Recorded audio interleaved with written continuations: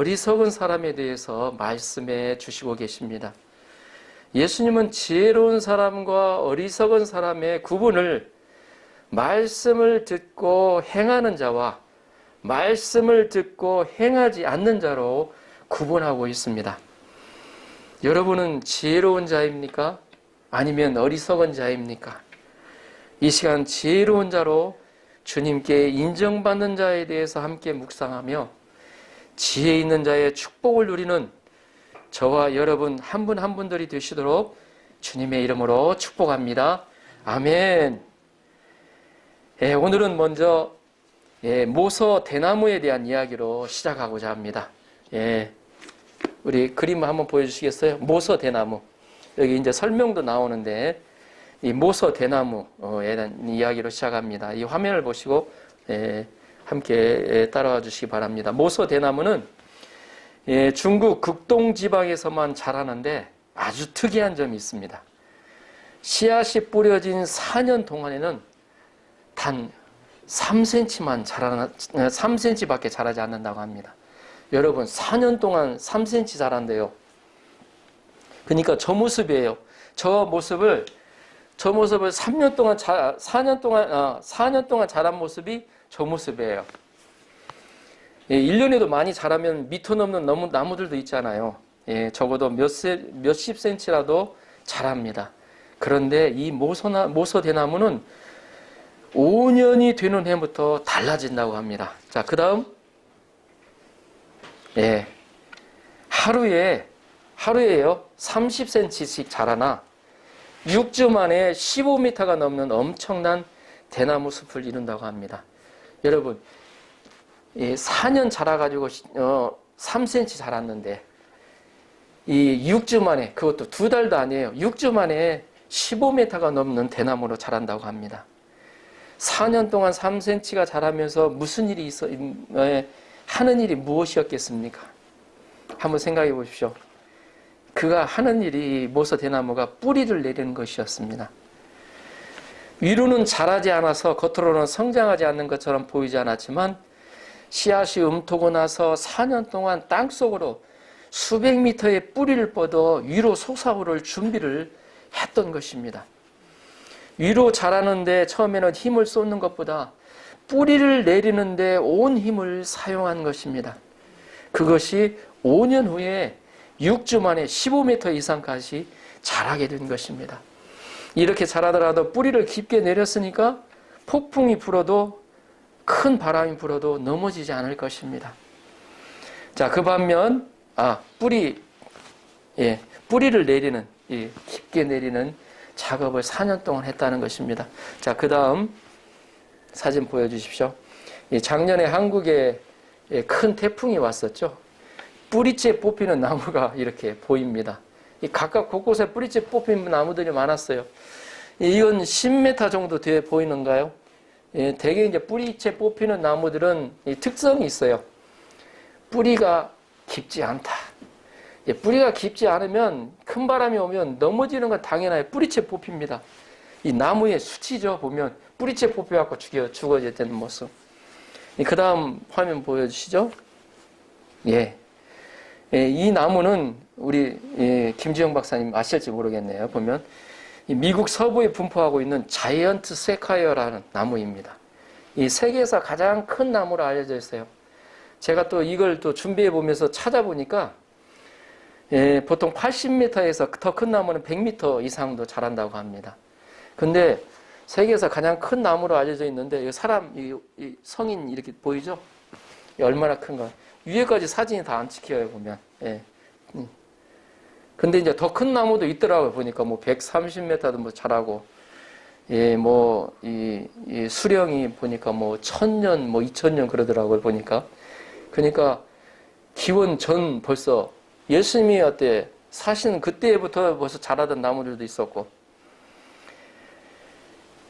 그 다음 화면 보여주시겠어요? 한번 보십시오. 이 화면을 보시면 나무 두께가 우리가 볼 수 있는 상상 이상이에요. 보면 이 아이가 이렇게 쭉 했잖아요. 이 아이가 해도 저 보십시오. 성인 한 15명이 아마 둘러도 아마 이렇게 제대로 둘러지지 않을 이 정도로 크게 자랍니다. 이제 그 다음 보여주십시오. 자, 왼쪽에 보이는 것이 이제 이렇게 큰 나무입니다. 근데 저게 뿌리채 뽑혀진 모습입니다. 뿌리가 깊지가 않아요. 보면 되게 보면 짧아요. 보면. 그런데 이런 나무가 이렇게 큰 나무가 큰 폭풍우가 오면 뿌리채 뽑히는 장면이 자주 목격된다고 합니다. 왜 그럴까? 그 원인을 학자들이 조사해 보니 뿌리를 깊게 내리지 않았다는 거예요. 딱 보니까 뿌리가 깊지가 않아요. 그런데 왜 뿌리를 깊게 내리지 않았는가 하는 걸 또 이제 학자들이 조사하죠. 그 주변 환경은 특히나 큰 폭풍우나 없는 이 미국의 서부, 그러니까 샌프란시스코, 이 캘리포니아주 있죠. 이쪽 그 워싱턴주 이쪽으로 올라가다 보면 거기 이제 큰 나무들이 많은데 되게 강수량이 많아서 크게 자란다고 합니다. 일단 물이 많아야 돼요, 보면. 그리고 또 한 가지 이유가 뭐냐면 겉토양에, 그러니까 얇은 층의 토양 안에 영양분이 풍부해서 뿌리를 깊게 내리지 않아도 된다는 거였어요. 그냥 얇게 뿌리 내려도 크게 자랄 수 있었다는 겁니다. 그런 원인을 조사가 됐어요. 그런데 나무가 크고 성장할수록 뿌리를 깊게 내려야 버텨낼 수가 있는 것인데 그것이 안 되었다는 것입니다. 그 문제가 드러난 것이 한번 폭풍우가 칠 때, 바람이 세게 때 그냥 뿌리채 뽑혀지는 겁니다. 100m 되는 나무가 뿌리채 뽑혀지는 모습을 한번 보십시오. 뿌리를 깊게 내리는 것이 얼마나 중요한가 알 수가 있습니다. 나무에게 있어서 뿌리를 깊게 내리는 것은 우리에게 있어서 기초를 튼튼히 하는 것입니다. 자, 24절, 25절을 보십시오. 24절, 25절 같은 한 목소리로 한번 읽어보겠습니다. 시작. 그러므로 누구든지 나의 이 말을 듣고 행하는 자는 그 집을 반석 위에 지은 지혜로운 사람 같으리니 비가 내리고 창수가 나고 바람이 불어 그 집에 부딪히되 무너지지 아니하나니 이는 추초를 반석 위에 놓은 까닭이요. 지혜로운 사람에 대해서 이렇게 말씀하고 있습니다. 자, 그러면 26절, 27절을 함께 읽어보겠습니다. 26절, 27절 시작. 나의 이 말을 듣고 행하지 아니하는 자는 그 집을 모래 위에 지은 어리석은 사람 같으리니 비가 내리고 창수가 나고 바람이 불어 그 집에 부딪힘에 무너져 그 무너짐이 심하니라. 무너지는 것도 그 무너짐이 심하다고 그랬습니다. 어리석은 사람에 대해서 이야기하고 있습니다. 그 이야기는 바로 이렇습니다. 두 사람이 집을 지었어요. 요즘 한국에 집을 짓는 것을 보면 참 이쁘게 짓는다는 생각을 좀 해봅니다. 그만큼 경제적인 여유가 있기에 가능한 것으로 생각이 되는데 단독주택을 지어도 특성 있게 짓고 또 보더라도 일본에 전혀 뒤처지지 않는다는 생각을 해봅니다. 제가 전문가가 아니기 때문에 전문적인 비교는 좀 어렵다고 생각합니다. 두 사람이 집을 지었는데 한 사람은 모래 위에 집을 지었습니다. 이 사람은 집을 짓고 쉽게 빠르게 지었습니다. 그러나 또 다른 한 사람은 바위가 나올 때까지 깊이 땅을 파고 집을 지었습니다. 이 사람은 집을 짓는데 많은 시간과 물질을 투자하였을 것입니다. 누가 지혜로운 사람처럼 보입니까? 어떻습니까? 성경에는 답이 나와 있는데 우리가 보통 생각할 때 그 답처럼 요즘 세상에도 그렇게 보이는지, 요즘 세상 같으면 모래 위에 지은 사람이 오히려 지혜로운 사람처럼 보일 수가 있습니다. 왜냐하면 빠른 시간에 집을 지었기에 경제적으로 보일 수 있습니다. 요즘에는 시간이 많이 걸리면 인건비가 많이 걸리기 때문에 요즘엔 이런 형식도 있더라고요. 공장에서 만들어서 와서 빠르면 일주일, 길게는 2주 안에 집을 완성하는 것도 보았습니다. 그러나 조금 시간이 지나면 달라진다는 것입니다. 비가 내리고 홍수가 났습니다. 요즘에는 집중호우가 많이 일어나기에 무섭잖아요. 그냥 집중호우가 일어나면. 더구나 폭풍이 불어서 그 집에 물이 부딪혀 왔습니다. 모래 위에 지은 집은 어떻게 되었겠습니까? 집은 무너져 내려가고 또 내려가고 온 집기구들과 가구들도 상하고 사람도 다치거나 죽었을 것입니다. 그러나 바위 위에 지은 집은 무너지지 않았다는 것입니다. 당연히 가구들과 온 집 기구들도 사람도 안전하였을 것입니다. 그러면 누가 더 지혜로운 사람입니까? 당연히 바위 위에 집을 지은 사람입니다. 기초가 얼마나 중요한가, 어디에 기초를 놓고 짓는가가 중요하다는 것을 말해주고 있습니다. 한 예가 1923년 동경 대지진이 발생하였을 때입니다. 이거 옛날 사진을 보면 제가 옛날 사진 찾지를 못했는데 거의 대부분의 건물들이 그때 다 무너졌습니다. 지진으로 무너지고 그 다음에 화재로 다 어때요? 태워졌어요. 하고 그냥 벌판이 됐어요. 동경이 거의 다 보면. 그런데 그 가운데서도 무너지지 않은 몇 건물이 있었는데 그 중에서도 거의 상처가 없을 정도로 성한 건물이 하나 있었다고 합니다. 그 건물이 바로 임페리얼 호텔이라고 지금의 제국 호텔입니다. 이 동경 히비아 공영 근처에 있죠. 그것을 설계하고 건축한 사람이 미국의 라이트라는 건축가입니다. 처음에 그가 건물을 설계하였을 때 또 실제적으로 시공했을 때 많은 사람들이 불평하였다고 합니다. 왜 그런지 하냐면 그 설계대로라면 기초공사하는데 2년이나 걸렸고 돈도 많이 들었기 때문입니다. 기초공사를 2년 동안 했어요. 보면 건물을 짓는데 제가 한번 보여주시겠어요? 사진 나오는데 이 건물을 정면에서 보면 굉장히 멋있어요. 근데 높은 건물은 아니에요.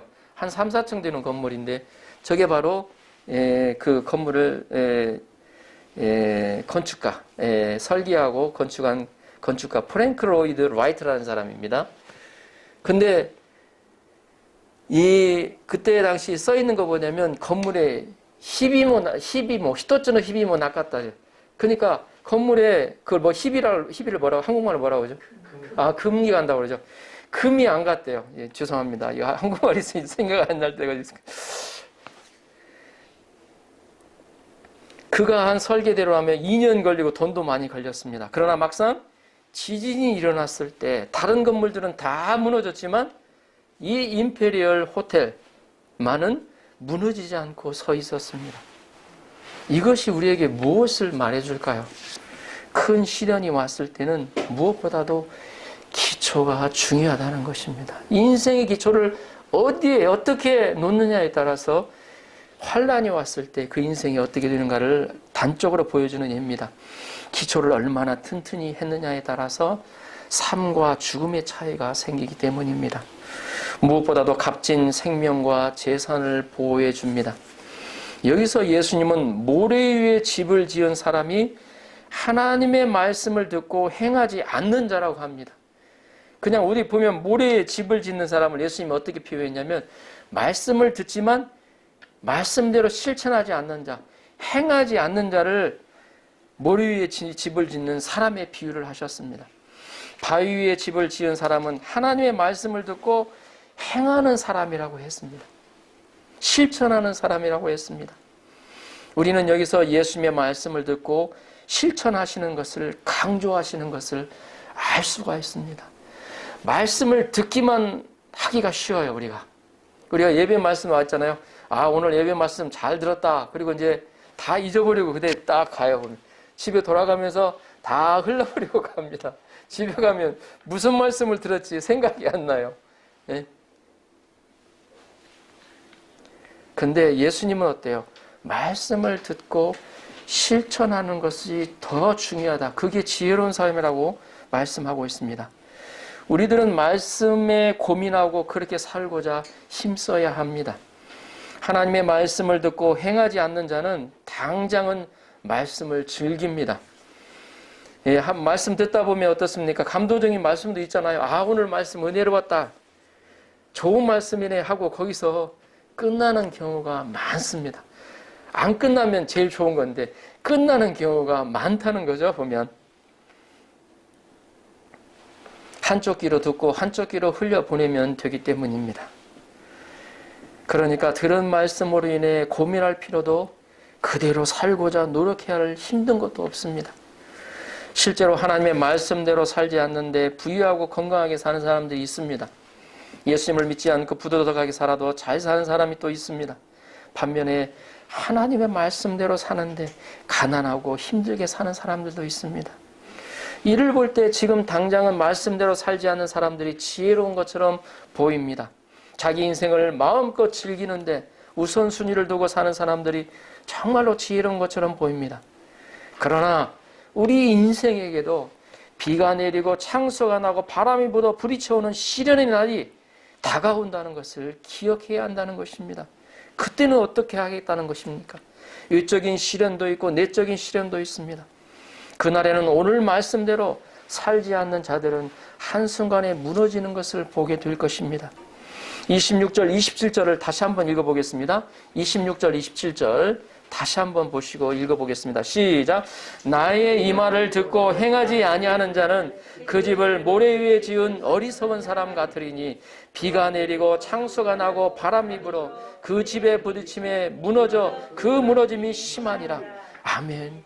무너져 그 무너짐이 심하니라고 예수님이 직접 이렇게 말씀하고 계세요.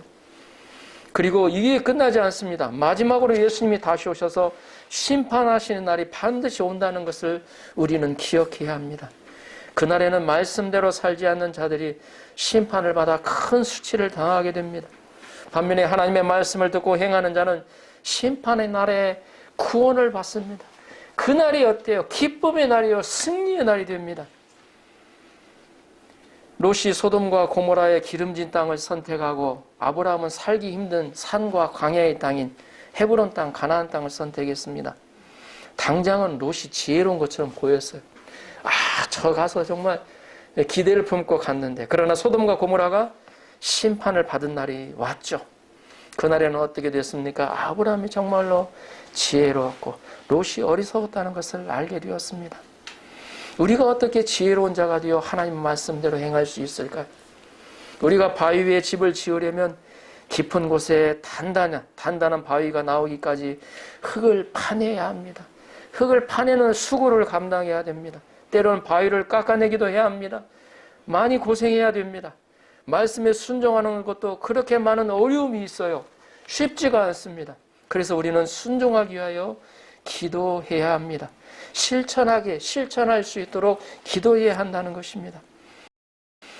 예, 좋은 나무가 아름답고 좋은 열매를 맺는 것은 자연스러운 것일 것입니다. 그러나 우리는 꼭 나무와 같다고는 할 수가 없어요. 왜 그러냐? 사람에게는 자유의지가 있기 때문입니다. 사람은 육체를 갖고 주의 본성이 있기 때문에 말씀에 순종하고자 할 때 그러한 것들이 방해가 됩니다. 사단이 또한 우리를 뒤에서 말씀에 순종하지 못하게 방해를 합니다. 속삭입니다. 우리가 이를 극복하려면 순종을 위해서 기도해야 합니다. 사도 바울은 우리가 육신에 져서 육신대로 살면, 육신의 본성대로 살면 반드시 죽을 것이지만 성령으로 육의 행실을 죽이면 살 수 있다고 말하였습니다. 예수님은 하나님의 말씀에 순종하기 위해서 심한 통곡과 눈물로 올리브 감람산에서 기도하셨습니다. 우리가 여기서 배울 수 있는 두 가지 간추려서 생각해 보겠습니다. 첫째는 말씀의 기초를 두는 것이 가장 지혜로운 자라는 것입니다.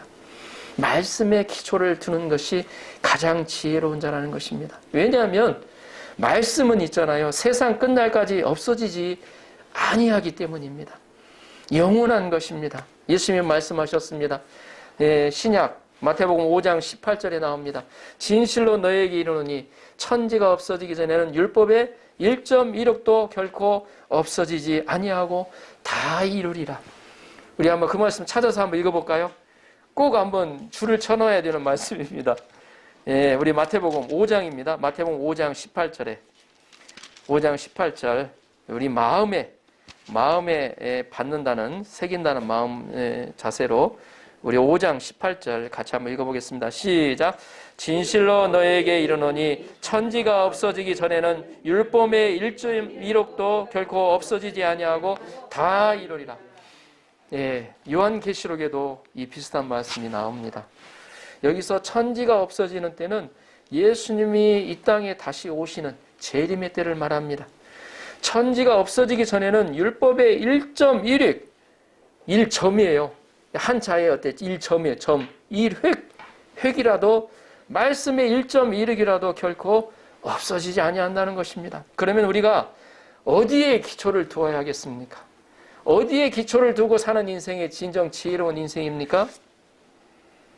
우리가 기초를 두더라도 일시적으로 없어지는 것에 기초를 두어서는 안 되겠습니다. 영원한 것에 기초를 두어야 합니다. 말씀은 영원한 것입니다. 다윗은 참으로 지혜로운 자입니다. 그런 말씀을 사모하였습니다. 시편 1편에 이렇게 나옵니다. 오직 여호와의 율법을 즐거워하여 그의 율법을 주야로 묵상하는 자로다. 그는 어때요? 여호와의 율법을 즐거워하였어요. 하나님의 말씀을 즐거워했어요. 그래서 어때요? 주야로 어때요? 묵상하면서 주야로 묵상한다고 그랬습니다. 말씀을 어때요? 길을 갈 때나 화장실에 들어갔을 때나 또 어때요? 걸어갈 때, 일을 할 때도 항상 어때요? 말씀을 묵상하면서 하나님의 그 어때요? 예? 그 말씀의 그 단맛을 막 보면서 고백을 했습니다. 시냇가에 심은 나무가 그는 시냇가에 심은 나무가 철을 따라 열매를 맺으며 그 잎사위가 마르지 아니함 같으니 그가 하는 모든 일이 다 형통하리로다. 아멘.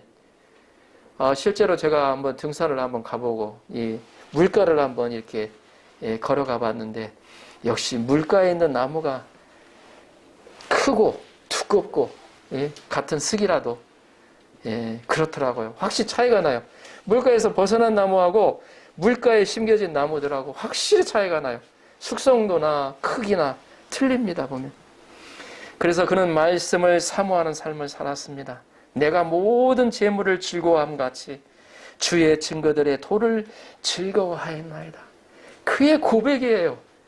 그의 삶의 고백이에요. 사람들은 모든 재물을 즐거워하는, 다른 거 생각이 안 해요. 하나님 말씀 나중에라도 재물만 나한테 들어오면 즐거워하잖아요. 근데 그는 안 그랬어요. 그 안에 가치관이 있었죠. 내가 모든 재물을 즐거워하는 것처럼 주의 증거들의 도, 주의 증거들의 도는 어때요? 하나님의 말씀을 뜻합니다. 즐거워하였나이다. 말씀을 즐거워하였다. 그래서 그는 말씀을 사모하여 새벽을 기다렸습니다. 우리가 기초를 놓는 일에 힘을 들여야 합니다. 우리가 말씀에 기초를 놓는 것은 매일 말씀 큐티, 또 우리가 듣는 어때요? 주일 예배 말씀입니다. 훈련되어질 수 있습니다. 둘째는 말씀에 순종하는 노력을 해야 한다는 것입니다. 바로 우리가 말씀을 듣고 실천하는 일을 소홀히 해서는 안 된다는 것입니다. 그것은 우리에게 어떻게 적용될까요?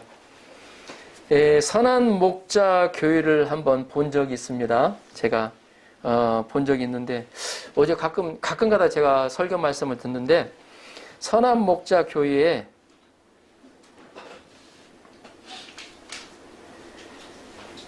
보니까 말씀을 묵상하고 발표하는 시간을 갖는 것을 봤어요. 그래서 그 발표하는 분이 몇 분 이렇게 나와서 하던데 장로님이 나와서 발표를 하시더라고 보면. 예스라 말씀을 같이 묵상하고 발표하는 걸 봤는데 한 10분 정도 시간을 줘요. 말씀을 쭉 읽고 말씀 앞에 그 말씀을 묵상하는 시간을 줍니다. 그 다음에 어떻게 하냐면 그 말씀에서 자기가 묵상한 것을 적어서 발표를 하는 거예요. 그래서 에스라서 말씀이었는데 에스라서 9장 10장이었는데 이 말씀을 읽고 하나님의 마음이 무엇일까라는 거에 대해서 적어가지고 발표하는 것을 봤습니다. 이것이 실제적으로 그 말씀이 내 삶과 어떤 관련이 있는가, 이 말씀은 나와 전혀 관련이 없지 않은가 하는 그 생각을 좀 뛰어넘게 하는 내 삶에 적용하는 과정입니다. 우리가 말씀을 듣고 거기서 그쳐서는 안 된다는 거예요. 그 말씀을 듣고 실천하는 것은 바로 그 말씀에 뿌리를 내리는 작업입니다. 우리는 그것을 적용이라고 합니다. 적용한다고 그러죠. 말씀을 적용한다고. 우리가 듣는 거에서 끝나면 내 말씀이 안 돼요. 적용이 안 돼요. 나에게 주시는 말씀으로 받아들일 때부터 적용이 시작이 됩니다. 그리고 우리는 묵상, 생각을 해야 합니다. 이 말씀의 의미는 무엇인가? 왜 내게 이 시점에 이 말씀을 내게 주셨는가? 이 말씀을 통해서 내게 원하시는 것이 무엇인가? 이것이 바로 적용해가는 단계입니다. 우리가 주일 말씀을 듣잖아요, 보면. 주일 말씀도 듣고, 또 어떤 분은 이제 큐티 말씀 듣는 분들도 계시고 그런데, 그럴 때 이 말씀이 나에게 무슨 상관이 있는가? 그냥 좋은 말씀이네. 거기서 끝나버리면 안 돼요. 대개 보면 끝나버리는 경우인데 이제 좋은 자세로 한다면 그 말씀을 내가 들었을 때 이 말씀이 내게 왜 오늘 이 말씀을 주셨지? 이렇게 생각해 가는 겁니다. 왜 이 말씀을 주셨지? 또 왜 내게 이 시점에 이 상황 가운데 이 말씀을 주셨지? 생각해 보는 겁니다. 이 말씀이 나와 전혀 관련이 없는 게 아니에요. 이 말씀을 통해서 내게 원하시는 게 뭔가? 주님이 내게 원하시는 게 무엇인가? 이 생각하는 거, 묵상하는 겁니다. 이것이 바로 적응해가는 단계입니다. 예를 들면 어제 큐티에서 나온 말씀이죠. 야고보서 4장 8절. 하나님을 가까이 하라. 그리하면 너희를 가까이 하시리라. 말씀이 들려왔다고 생각을 해봅시다. 예, 하나님을 가까이 하라. 권면하고 있어요. 그리하면 너희를 어때요? 하나님이 가까이 하시리라 말씀하시는 거예요. 우리 가까이 하는, 연애하는 사람이 아마 가까이 하는 거 아마 제일 잘 이해를 할 겁니다. 응? 연애를 잘 해보신 분들, 연애를 아주 뜨겁게 해보신 분들은 가까이 하는 거에서 잘 알아요. 어떻게 알겠습니까? 가까이 하는 사람은 그 사람이 좋아하는 것을 잘 알아요. 관심이 있어요. 당신 뭘 좋아해? 당신이 뭐 좋아하는 거. 한 가지 관심을 가지고 합니다. 마찬가지로 하나님을 가까이 하라 그랬잖아요. 하나님을 가까이 하는 방법이 무엇입니까? 하나님 보이시지도 않는데 어떻게 가까이 합니까? 성경 말씀을 통해서 관심 갖는 거예요. 하나님이 원하시는 게 뭔가? 하나님이 기뻐하시는 게 뭔가? 그러니까 하나님이 기뻐하시고 하나님이 원하시는 것을 따라서 사는 삶이 내가 하나님을 가까이 가는 삶이에요. 그래서 이제 한 가지 이 말씀이 딱 들었다. 묵상하면 그렇게 이제 묵상을 합니다. 그러면서 내가 오늘 하루 하나님을 가까이 할 수 있는 방법이 뭘까 한번 생각해보면 구체적으로 실천할 수 있는 거. 어떤 사람은 그렇죠. 내가 오늘은 다니엘처럼 3번 밥 먹을 때마다 꼭 기도해야 되겠다. 하나님 앞에 기도도 그냥 하나님 밥 주셔서 감사합니다. 그거로 끝나는 게 아니고 그 가운데 하나님은 어때요? 예? 묵상하면서 감사하면서 오늘은 꼭 보내야 되겠다. 그 작은 실천이에요. 또 어떤 분은 어때요? 오늘은 내가 꼭 말씀 어때요? 성경 한 장은 꼭 읽어야 되겠다. 그게 작은 실천이에요. 근데 중요한 건 뭐냐면 그런 실천을 해나가는 자체가 하나님의 말씀이 내가 어때요? 삶의 뿌리를 내려가는 과정이라는 겁니다. 뿌리를 깊게 내려가면 내려갈수록 내 인생이 어때요? 어떤 환란이 오더라도 흔들리지 않는다는 겁니다. 이게 가장 확실한 지혜로운 예수님이 그 말씀을 가르쳐 주시고 계세요. 예, 서론에서도 제가 말씀드렸지만 이 말씀은 예수님이 마태복음 5장에서부터 산상수훈을 가르치십니다. 산상수훈을 가르치시면서 맨 마지막으로 결론적으로 이 말씀을 하셨어요. 예, 어떻게 보면 좁은 의미로는 산상수훈을 가르치고 좀 넓은 의미로는 하나님의 말씀을 가르칩니다. 그래서 이 말씀처럼 이렇게 순종할 때 어떤 은혜가 오는지 아십니까? 여러분, 순종하는 사람의 비밀을 알아. 순종하는 사람에게는요, 그 하나님이 주시는 놀라운 어때요? 하나님을 경험하게 됩니다. 이게 달라요. 우리가 듣고 그냥 흘러버리는 사람하고 듣고 그 말씀 앞에 순종하고자 내 안에 어때? 노력하고 힘들지만 노력하고자 하는 사람. 그러니까 반드시 이 적용 과정이 아주 중요해요. 예, 오늘 내게 주시는 말씀으로 받고 큐티 하시는 분들은 제가 보기에는 큐티 전체를 다 어때요? 실천하기 쉽지가 않잖아요. 그 가운데 내게 딱 마음에 다가오는 한마디 말씀, 그 말씀만 오늘 하루 이 말씀에 한번 순종해보자. 이 말씀이 주시면 하나님이 원하시는 걸 내가 한번 순종해보자. 어떤 때는 이런 말씀을 주신 때가 있어요. 예, 이웃을 사랑하라. 그 말씀이 내 마음에 딱 다가왔어요. 근데 이건 어때? 이웃을 사랑하라. 항상 들어봤던 말씀이니까, 항상 들어봤던 말씀, 그냥 지나치기 쉽잖아요. 근데 이때 내 마음속에 이웃을 사랑하라는 말씀을 주신 때가 왜 이때 주셨냐 이 말이에요. 그러면 순종하려고 하는 사람이라면 우리가 어떻게 생각하겠습니까? 내 주위에 내 사랑이 필요한 사람이 있는가를 살펴보는 겁니다. 그때는 하나님이 내게 주신 말씀이라고 내 안에 어때요? 받아들이는 분들은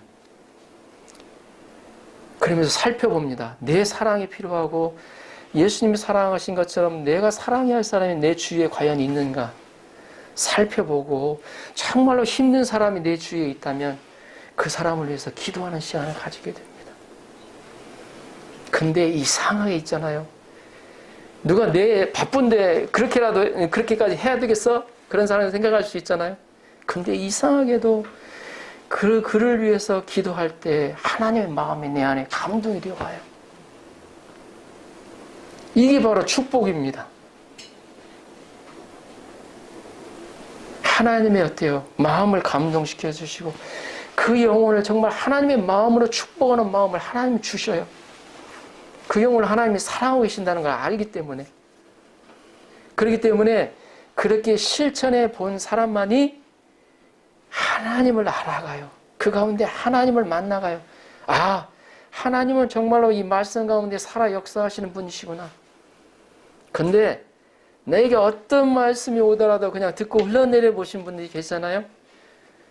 계속 하나님을 모릅니다. 하나님이 어떤 분인가를 몰라요. 체험이 없어요. 근데 실천하시는 분은 오늘 말씀에도 나온 거 있죠.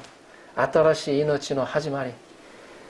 말씀에서 내 안에 생명의 샘이 솟아나옵니다. 그게 놀라운 비밀입니다. 하나님이 예수 그리스도를 통해서 우리 가운데 주신 그게 놀라운 비밀이에요. 축복입니다. 예수님은 말씀을 열심히 가르치셨습니다. 어디를 가시든지 가시는 곳마다 몰려오는 양떼들을 향해서 말씀을 가르치셨습니다. 그리고 스스로 말씀대로 살아내셨습니다. 말씀에 순종하기 위해서 겟세마네에서 땀방울이 핏방울이 되기까지 기도를 하셨습니다. 그리고 고난과 수치의 십자가를 당당히 지어나가셨습니다. 우리가 말씀대로 살아야 그 말씀이 힘이 있고 감동력이 있습니다. 생명력을 얻게 됩니다. 28절, 29절을 보십시오. 28절, 29절. 예수께서 이 말씀을 마치심에 무리들이 그의 가르치심에 놀라니 이는 그 가르치시는 것이 권위 있는 자와 같고 그들의 서기관들과 같이 아니함이니라. 예수님은 산상보훈 말씀을 길게 가르치셨습니다. 사람들은 예수님의 말씀을 듣고 놀랐습니다.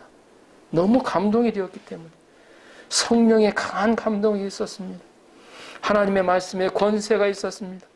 예수님의 가르침은 서기관들의 어때요? 율법을 가르치는 것들과 전혀 달랐습니다.